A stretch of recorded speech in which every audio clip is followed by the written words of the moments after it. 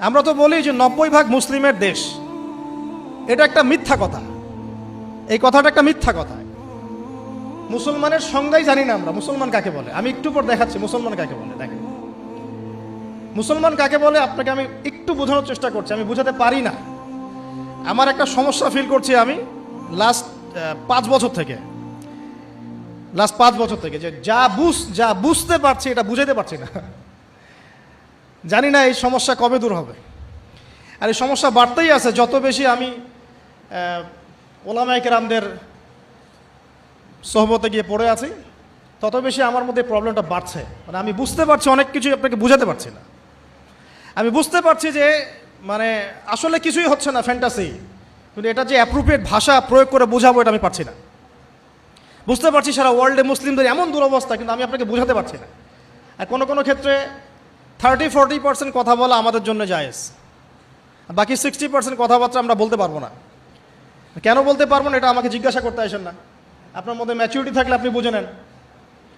কথা কি বুঝতে পারছেন? এখন 90% মুসলিমের দেশ, মুসলিম কাকে বলে? আল্লাহ রাব্বুল আলামিন আমাকে বলেছেন, দেখেন আমাকে বলেছেন 5 ওয়াক্ত নামাজ পড়। আমি একটু ফ্র্যাঙ্কলি বললাম, 5 ওয়াক্ত নামাজ তোমরা পড়ো আর কি, 5 ওয়াক্ত নামাজ কায়েম করো। এই 5 ওয়াক্ত নামাজটুকু মুসলমানরা এখন পড়ে না।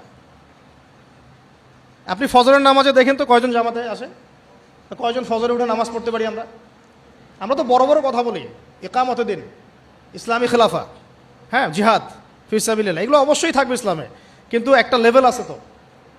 কারা এগুলো করবে? যারা পরীক্ষিত।